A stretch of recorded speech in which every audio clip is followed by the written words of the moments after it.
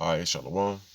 First and foremost, I want to say Kahola Yahweh, Bahashem, Yahweh Shah, Bahashem Rakakadash. The abundance to the elders and the apostles of Great Millstone. Peace and blessings be to all the Akim that pushing this word in truth and sincerity. Shalom. This is going to be another lesson through Rakakadash. And not the one with the Zod, this is edifying. Alright, so I'm going to title this lesson, Californians moved to Texas for no reason. Right? And the reason I'm saying that is because, we all just saw what happened, man, with the winter storms and shit, man. Right? They're not even just hit Texas, man, but all throughout the South. Right? And it's a lot of these people that's from California and like states like New York that basically departed from those states to move to cheaper states, man, like Texas, Louisiana, Florida's one, right? And if I'm not mistaken, North Carolina and South Carolina, right? Because they thought that was basically gonna be a better way for them to sustain themselves, man, right? But judgment gonna follow you any and everywhere you go, man. All right. And you people, man, y'all thought y'all could so-called cheat death, you know how people say it in the world, but you can't cheat death, man. And I'm pretty sure with some of you Californians out there, what I'm saying, in Houston and shit, that caught judgment, man, right, or wherever you were. Right? I'm pretty sure, man, right? Y'all prideful as hell, and the Lord said that pride goeth before destruction. Right? Once that Lord said that death angel, man, right? Death angel ain't necessarily got to put you to death. It can, if that's the Lord's order, right? But it can harm you as well. And I'm pretty sure y'all's out there freezing y'all ass off, man. Right? Your water pipes busting, right? You got to repair that, right? They got people having to pay bills that's like $17,000 that they had no control over, man. $17,000 for a light bill, man. That shit is insane. All right, but this is all judgment from Yahweh Shema Shah, man. Right? Because he said that he was going to cause the arrogancy of the proud to cease, man. Because not only are you Californians proud, but just you Americans, man. You regular old Americans is proud, man. All right. So the Lord is judging your ass, man.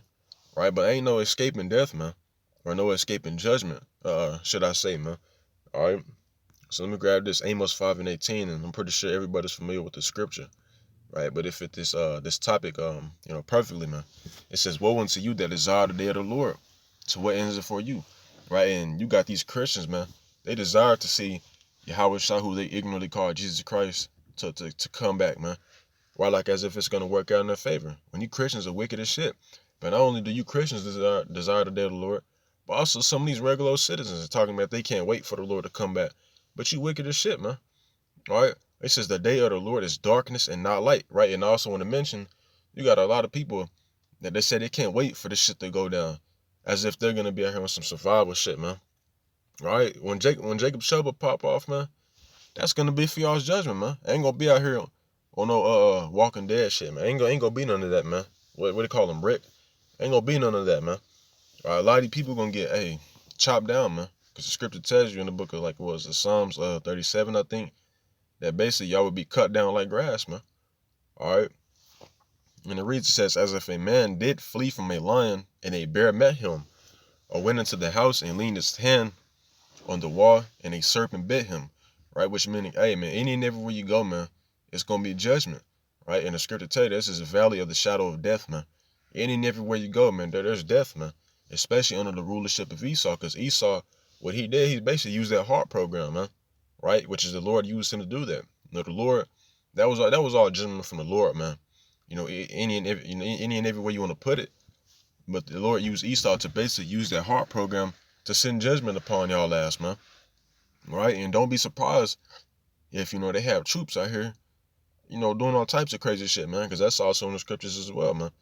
All right? But any and everywhere you go, man, especially whenever, the Lord allow this thing to really go down, it's going to be judgment, man. Right? So moving to Texas, it's not going to work out in your favor, man. That's the point I'm trying to get into, man. All right? Because any and everywhere you go, man, it's going to be judgment. Right? You're going to run from a lion, right? Like the scripture says. Right? You run from a lion, boom, you got away from him. The next thing you know, you turn a corner, and it's a big-ass grizzly bear right there. Then you got to get away from him. You see a house, you run into that. Then you tired and shit, you take a break. Oof, you put your hand on the wall. They say, a fucking cottonmouth snake bites you in your head, man, and your ass die, man. All right? That's judgment on every side, man. Right? He says, "Shall not the day of the Lord be darkness and not light, even very dark and no brightness in it?" All right? So now let's get the book of Psalm 73. right? So any and everywhere you go, man, hey, judgment gonna be at your door, right?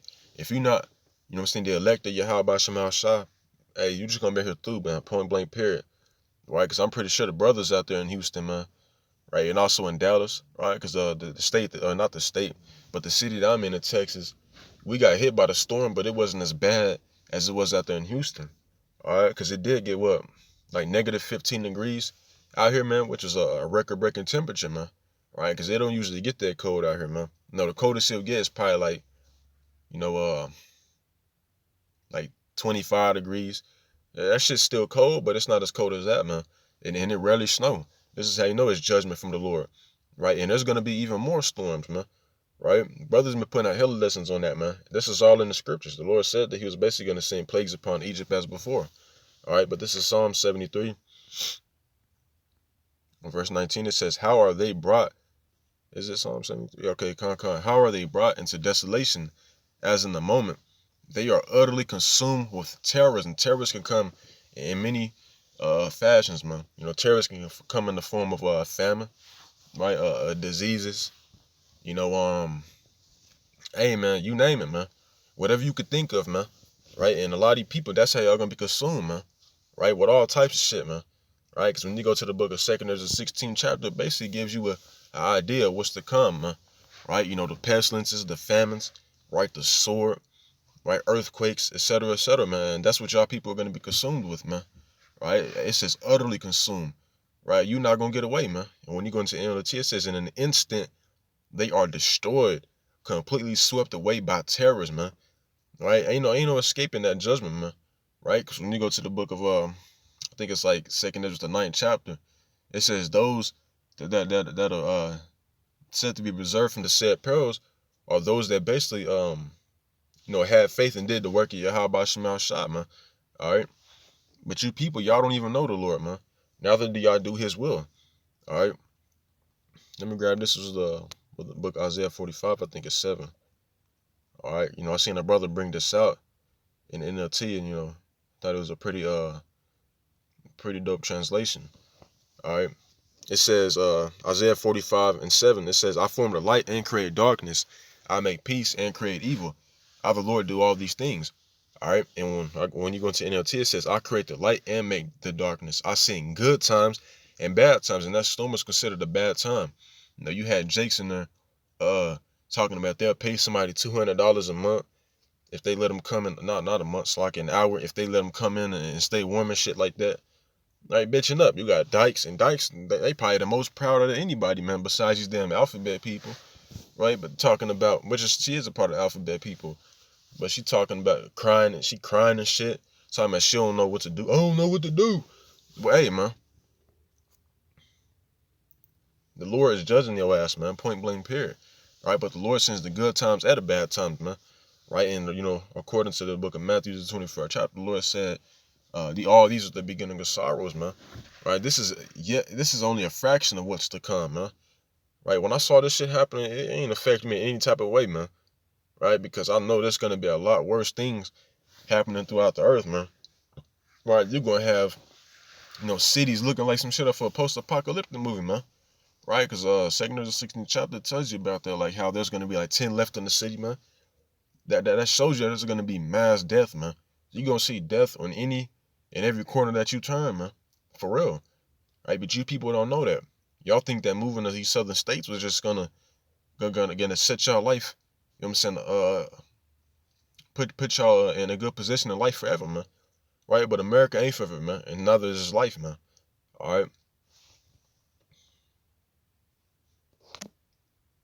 So now let's go to the book of Isaiah 43:13, and it reads, "Yea, before the day was I am He, and there is none that can deliver out of mine hand. I will work, and who shall let it?" Right? So nobody can escape the hand of Yahweh Shemal Shah, man. Once the Lord send that judgment, hey, that's your ass, man. If it's ordained for you to be put to death, guess what? You're going to be put to death, right? And like I said, this is yet, you know what I'm saying, to what's to come, man, right? There might be even more harsher winter storms, right? Don't forget about hurricanes, man, because there's going to be a lot more hurricanes, right? Hurricane season is approaching, right? You're going to have tornadoes, earthquakes and shit. I was watching the brothers out there in LA. They was basically saying they believe shit Esau might just fuck around and cause a big earthquake, man. You never know, like a 8.0 magnitude earthquake, man, which is enough to shake the city the fuck up, man. All right, and hey, once he do that, you already know what he gonna come and do, man. He gonna come down with that wrath, man, throwing people in the FEMA camps, whatever. All right, but nobody can escape the hand of Yahweh Shema Shah. Right, when you go to NLT, it says, "From eternity to eternity, I am Yahweh. No one can snatch anyone out of my hand. No one can undo what I have done, man." Right, meaning once the Lord has his works performing, man, can't nobody turn that back, man. Like when you go to 2nd Ezra 16, child, let's grab it real quick, man, since I keep quoting. It's like you.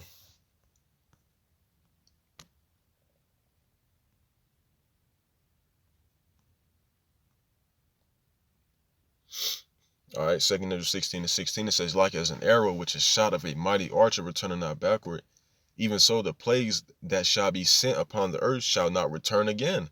Right, so once the Lord send these plagues, man, he send this destruction, ain't no returning, man. Or like when you shoot, when you got somebody shooting an arrow, you can't turn that arrow back, man. Hell no. Once that arrow is shot off, it's shot off, man. Right? It's the same thing with these plagues. Once the Lord allow these plagues to basically be let loose out here, man. Once the Lord allow the angels to let loose their four winds of destruction, that's it, man. Right? They're not gonna return back. You know what I'm saying? And not do what they were gonna do, man. All right? It says, "Woe is me, woe is me. Who would deliver me in those days?" Right? And this is the prophet Ezra, man. Right? He said, "Woe is me," which means basically destruction, man. Right? Because this is the vision that he saw, man, and it was that bad, man. And this is a future prophecy, man, to what's happening here in America, right? And which is surely what happened.